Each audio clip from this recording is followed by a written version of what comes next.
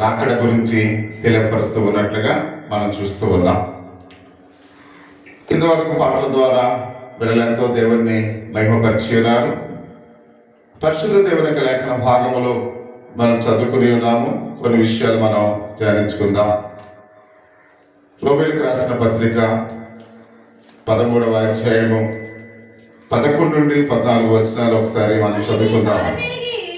మరియు మీరు కాలమును ఎరిగి నిద్ర మేలుకొని వేలైనదని తెలుసుకుని అలాగూ చేయండి.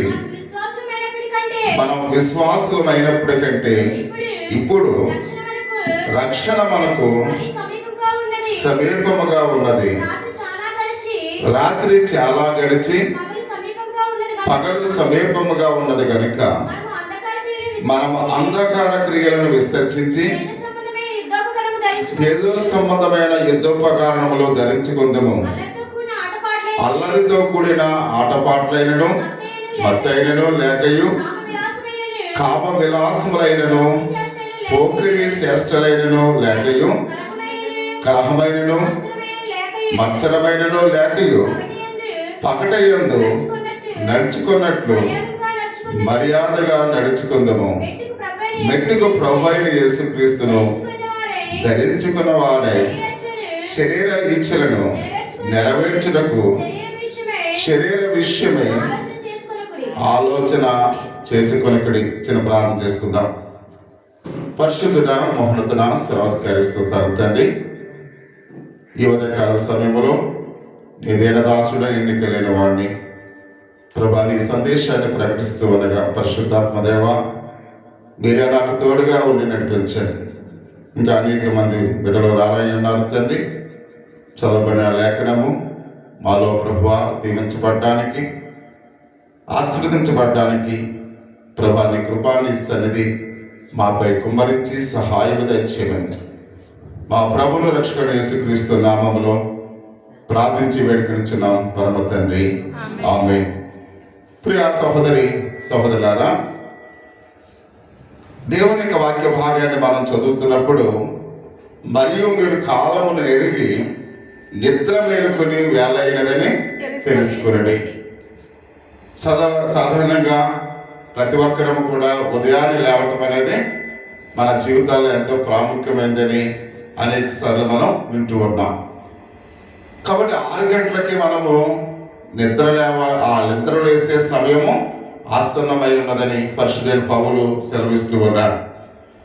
మనం విశ్వాసులమైనప్పటికంటే ఇప్పుడు రక్షణ మరి మనకి సమీపంగా ఉన్నది. రక్షణ సమీపంగా ఉంది కనుక మనం ఏ విధంగా ఎదుర్కోవాలో ప్రతి ఒక్కరం కూడా తెలుసుకోవాల్సిన వారినట్లుగా మనం చూస్తూ ఉన్నాం. మనం అందరూ ఎన్నో విషయాలు మనం సిద్ధపడుతూ ఉంటాం.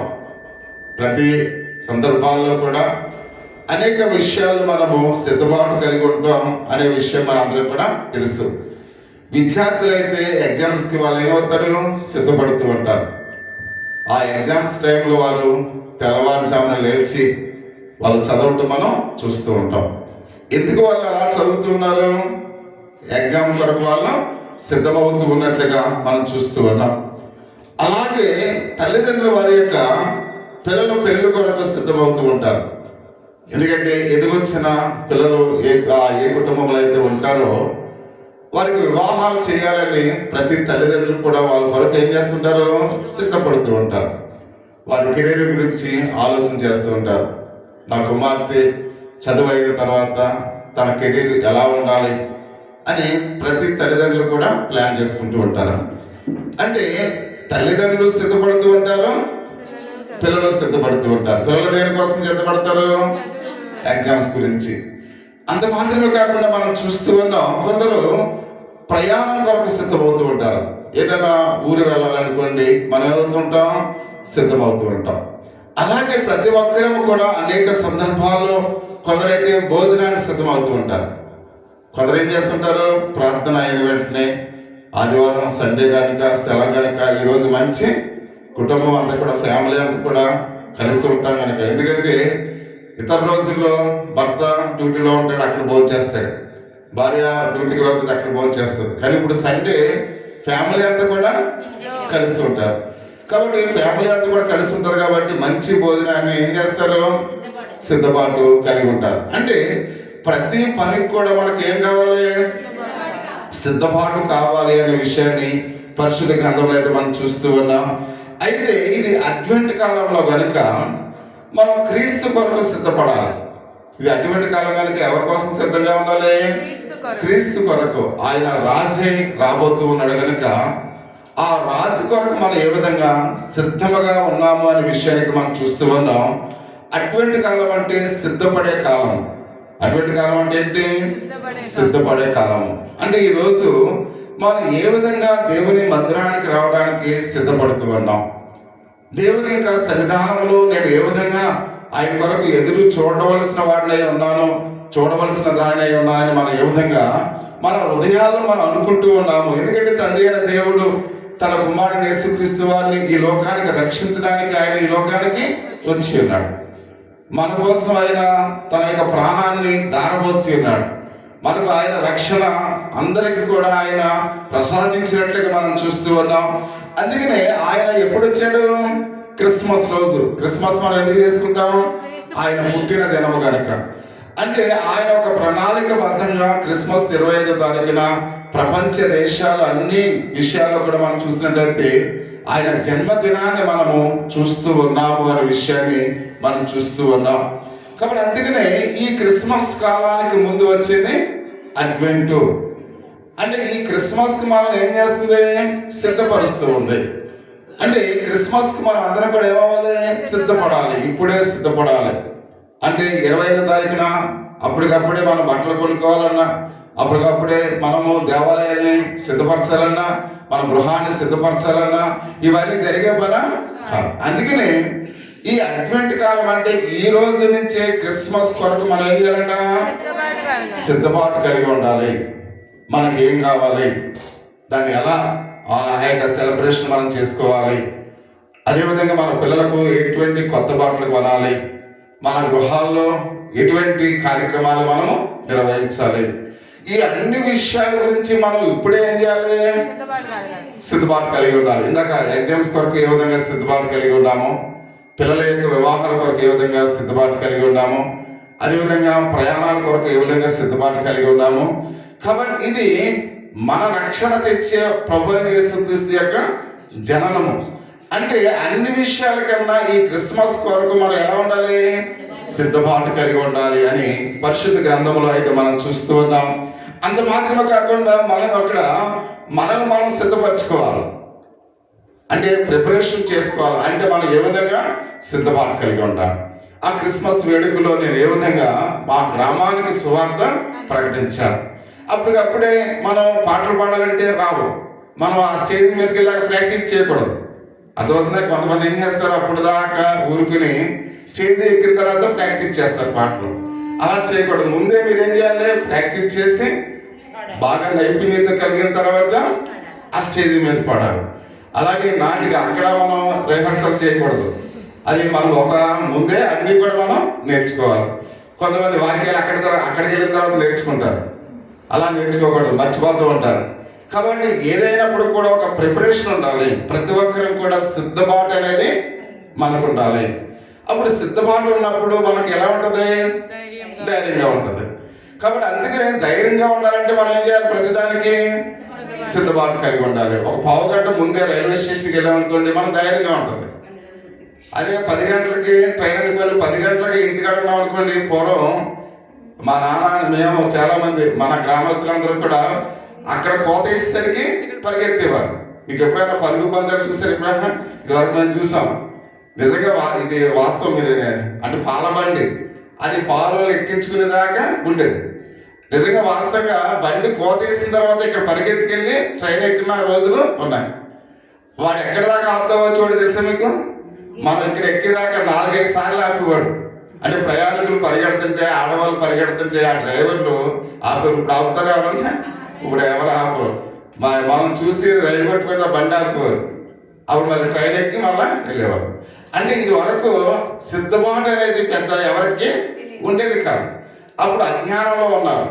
చదువు అంత తక్కువ, జ్ఞానం అంతా తక్కువ. కాబట్టి అందుకని ఇప్పుడైతే మనం కంప్యూటర్ యుగంలోకి వచ్చాం.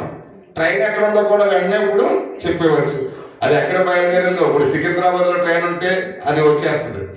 అంటే మనం మామూలు కంప్యూటర్ యుగంలోకి వచ్చాం.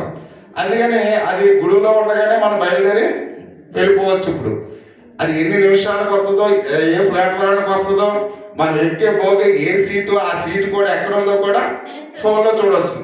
అంత సౌకర్యం మనకి వచ్చింది. కాబట్టి ఇవన్నీ కూడా మనం దేని కొరకు సిద్ధపాటు కలిగి ఉండాలి?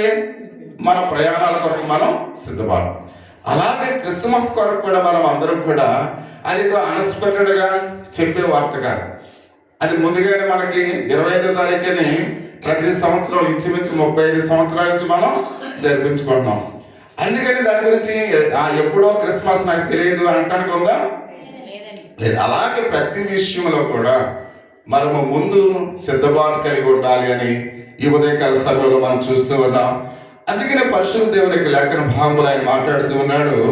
కాబట్టి మనం సిద్ధపరచుకోవాలి. అందుకని అపోస్తుల విశ్వాస ప్రమాణంలో ఆయన చెప్పిన రీతిగా సజీవులకును మృతులకును తీర్పు తీర్చుటకు ఆయన ప్రభువైన యేసుక్రీస్తు వారు మరలా వస్తూ ఉన్నాడు. అంటే ఆయన మొదటి రాకడలో వచ్చాడు. మొదటి రాకడ మనందరికీ తెలుసు. ఆయన ఎంతో తగ్గింపు యొక్క స్థితిని కలిగి ఆయన మన కోసం తన ప్రాణాన్ని ధారపోయడానికి వచ్చాడు. కానీ ఇప్పుడు ఆయన ఎలా వస్తున్నాడు? ఒక తీర్పు తీర్చేవాడుగా, ఒక జడ్జి గారు వచ్చేటట్టుగా. చూడండి, మనం ఆ కోర్టు హాల్లోకి వెళ్ళగానే ఎంత కోటీశ్వరుడు అయినప్పుడు కూడా ఈ పై బొత్తవాళ్ళు పెట్టుకుని అందరూ కూడా ఆ జడ్జి గారి ముందు ఎలా ఉంటారు? చేతులు ఇలా కట్టుకుని విధేయత కలిగి ఉంటారు. మీరు దేవాలయంలోనికి ఫోన్ తీసుకొని రావచ్చు. ఇక్కడ మిమ్మల్ని ఎవరు కూడా అబ్జెక్షన్ పెట్టరు. అదే కోర్టు హాల్లోకి ఒకవేళ ఫోన్ రింగ్ అయింది అనుకుని ఆ ఫోన్ ఏం చేస్తారు? తీసేసుకుని వాళ్ళకి ఏం చేస్తారు? జైలు శిక్ష విధిస్తారు. అంటే ఒక జడ్జి ముందు ఎంతటి వాడైనప్పుడు కూడా తలదించుకుని ఉండాలి. అంటే విధేయతను చూపించాలి. అంటే నేను విధేయత చూపించను అని తల పైకెట్టుకుని మనం ఉంటే మనల్ని వెంటనే ఏం చేస్తారు? వాళ్ళు అరెస్ట్ చేస్తారు. అలాగే ఇప్పుడు ప్రభువైన యేసుక్రీస్తు వారు ఆ జడ్జి గారి వల్ల వస్తున్నాడు. ఆయన ఎలా వస్తున్నాడు? ఇప్పుడు తీర్పు తీర్చే న్యాయాధిపతిగా వస్తూ ఉన్నాడు. ఒకప్పుడు మనం ఆ పశువుల పాకలో పుట్టిన ఆ ప్రభువైన యేసుక్రీస్తు వారిని మనం చులకనగా చూస్తాం, అవమానంగా చూస్తాం, నిర్లక్ష్యంగా చూస్తాం, అలాగనే చూస్తూ ఉన్నాం. కానీ రెండవ రాకలో వచ్చిన యేసయ్యను అలాగూ నిర్లక్ష్యంగా చూస్తే వెంటనే నిన్ను నరకంలోనికి పడవేస్తాడు. నువ్వు సిద్ధపాటు లేకుండా ఒకవేళ ఉంటే, సోమరిగా ఉన్నట్లయితే నిన్ను నరకంలో పడవేస్తాడు.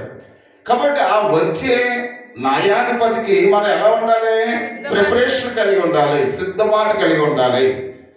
ఆయన మనలను ఎలా ఉండాలని ఆశిస్తూ ఉన్నాడో అలాగనే మనము ఆయన ఎదుట ఉండాలి. ఏమాత్రము కూడా వంకరి టింకరగా మనము ప్రవర్తిస్తే ఏమాత్రం కూడా ఆయన సహించడు అనే విషయాన్ని గమనించాలి. అది అపోస్తలుడు పౌలు అంటూ ఉన్నాడు, ఆయన ఎదుట మనం చాలా జాగ్రత్తగా ఉండాలి అని ఈ యొక్క ఉదయకాల సమయంలో ఆయన మనతో మాట్లాడుతూ ఉన్నాడు. ఈ తీర్పు ఎప్పుడు వస్తుందో మనకు తెలియదు. మనకు తెలుసా? తీర్పు ఎప్పుడు వస్తుందో తెలియదు. రెండు, మనం ఎప్పుడు మరణిస్తామో తెలియదు. తీర్పు ఎప్పుడు వస్తుందో తెలియదు, మనం ఎప్పుడు మరణిస్తామో తెలియదు. ఆయన రాకడ ఎప్పుడు వస్తుందో కూడా మనకి తెలియదు. కాబట్టి తెలియనప్పుడు మనం ఎలా ఉండాలి? ఇందాక చూస్తాం, ఆ ట్రైన్ ఎప్పుడు వస్తుందో తెలియదు కాబట్టి జనాలు పరిగెత్తేవారు. వాడు దయాదాక్షిణ్యం చేత బండి ఆపేవాడు. బండి ఆపకపోతే మనం ఎంత పరిగెత్తినా అలసిపోయి మళ్ళీ తిరిగి ఇంటికి రావాల్సిందే కానీ వెళ్ళే అవకాశము లేదు. అంటే అది ఎప్పుడు వస్తుందో తెలియదు కాబట్టి మనం ఏం చేస్తున్నాం? ఇంటికాడ సోమరులుగా ఉన్నాం. కాబట్టి అది తెలిస్తే మనం ఏం చేస్తాం? ముందుగానే సిద్ధపడ్డ అవుతాం. అంటే ఆయన తీర్పు ఎప్పుడో తెలియదు, మనం ఎప్పుడు మరణిస్తామో తెలియదు, ఆయన రాకడ ఎప్పుడో మనకి తెలియదు. కాబట్టి మనం ఏం చేయాలి? సిద్ధపాటు కలిగి ఉండాలి. తెలియనప్పుడు మనం ఏం చేయాలి? ముందుగానే సిద్ధపాటు కలిగి ఉండాలి. ఇదివరకు మార్లపూడి రామయ్య గారు డ్యూటీకి అందరికన్నా ముందు వెళ్ళిపోయి రైలు మీద కూర్చునేవాడు.